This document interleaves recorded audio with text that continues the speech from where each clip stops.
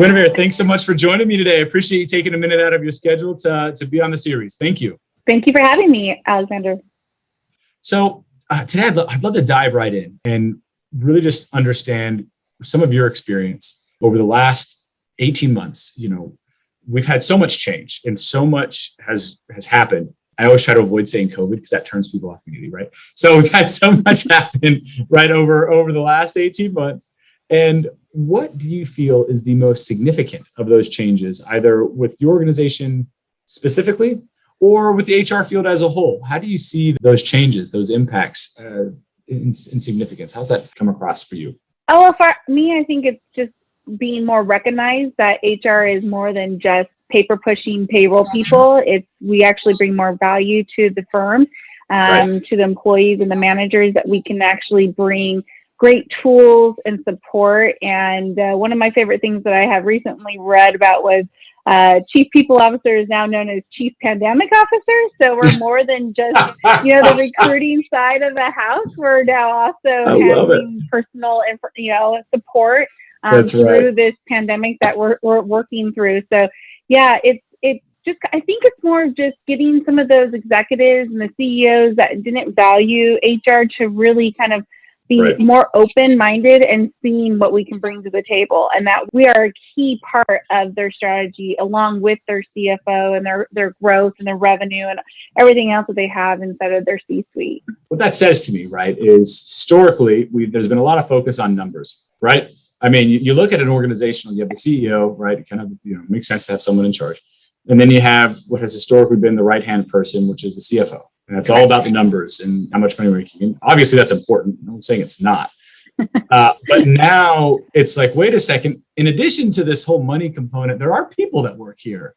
I wonder if we should have someone that represents that very real, very big piece of how organizations do business. And it almost seems like we've been kind of forced into that a little bit, right? Yeah, exactly. Just as some companies were kind of playing around with, should we do semi-remote? Now they've been forced to do remote, right? It's the same kind of concept, is that, HR has kind of been on that outskirts of being at the table. Right. Some places they were at the table, but now it seems like it's kind of forced the subject of having bigger conversations and really bringing HR to the table. And not only that, but having a real voice and being able to make the impact to the company, right? I mean, decisions are being made every day right now. Do we bring people back in the office? Is it hybrid? Is it not? And those are such big, important conversations to have, to understand why you're doing it and how it's going to impact not only your current employee population, but your recruiting strategy. So many employees are now actually resigning because they moved and they can't come back into the office. I'd love to understand a little bit, so you kind of talked through some of the issues that you've seen, not issues, but, with scheduling and whatnot, especially as we're in, folks having to resign because we're coming back to the office with this battle going on for talent, right? I mean, we just cannot fill positions fast enough. What does that do? How does that affect the culture of the organization? Or if not affect it, how does the culture of the organization then affect what employees' willingness to either come back into the office or stay remote, or say, I'd rather go work somewhere else than have to come back, those sorts of components. How does that culture impact it and get developed in such a dynamic time? Well, I think prior to the pandemic, I would have said that the company's culture is going to be the stronghold of why people stay. Mm-hmm. But you're seeing companies like Apple and Microsoft and other big companies like that, people are kind of revolting, not wanting to go back, right? So they'd rather leave the big firms to get to a place where they can be remote. So it really needs to be, leaders need to recognize that they're leaders, they're not dictators. First of all, correct, right? Yeah. And if you're going to lead, you need to do so by understanding your employee population and hearing from them and valuing the feedback they're giving to you. If they're saying, hey, we don't mind coming back in the office, we just want the flexibility, we want to be remote sometimes, stay at home sometimes and come to the office 2-3 days a week, but have that flexibility, and that's what your employee population is telling you, then that's great. But if they're not saying that and they're saying they want to be full remote and they've proven they can be full remote, that's a different topic, right? Like there's been so many companies have come out and said, wow, our productivity is so much better. We're getting more out of our employees. then why are you pushing them back into the box? Like, that doesn't make sense to me, And then to add to all of that, something that I've been tracking and really I'm really loving this new thing, this new wave that's hitting is have you heard of the 4-day work week? I have, of course. Sure. Yeah. And so there's more studies coming out, just as with remote, that it's giving, and now it doesn't work in every field. I get it, but I'm in a high tech SaaS company. And so, where people are at a computer all day long, does it really matter that their body is in one place over another? For the most part, probably not. Maybe it makes sense to give a little bit more to the employee and recognize all their hard work and recognize that they are adults, that they can get the job done. And, I think what needs to really happen is that executives need to learn how to empower their management teams, all levels, so that they can manage their employees correctly, so that if you do have someone that's playing the game and not really working, you can work them out and recognize the people who are working harder and smarter and stronger for you.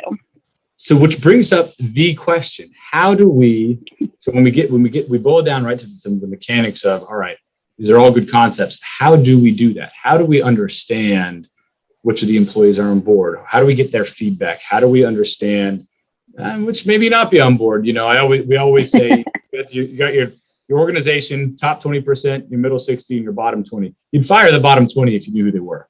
But it's like, you don't know who they are. So how do we get that feedback to maintain that culture, right? Because if you don't, then it's anyone's guess. It's really, it is about surveying and bringing in tools that help you interact with your employee population. I put in a couple of new tools that I think really have helped our employees be able to interact. They check in with us on a biweekly basis. They have one-on-one connection through this tool with their management team. We do our reviews through the tool. There's survey functionality that allows us to ask questions.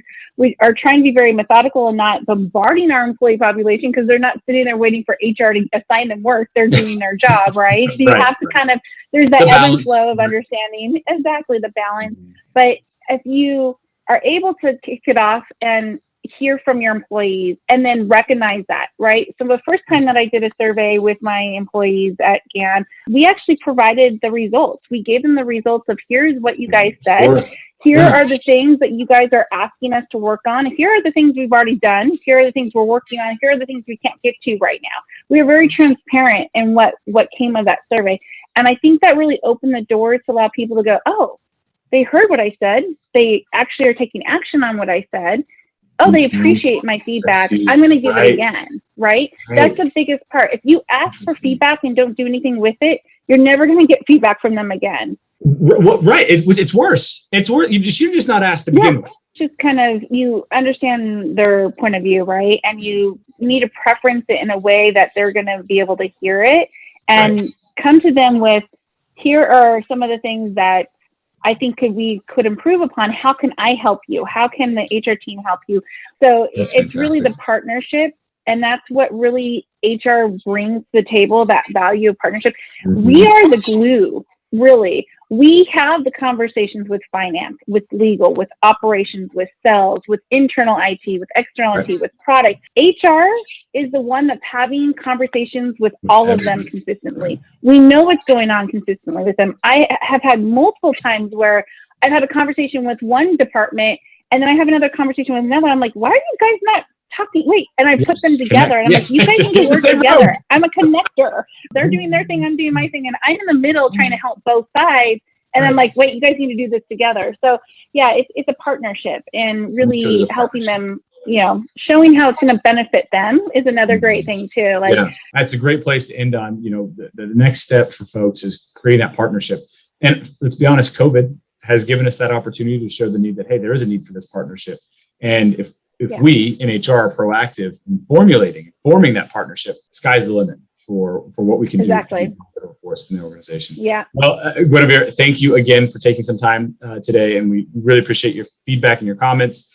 Look forward to connecting again in the future. Thank you so much. Have a great day.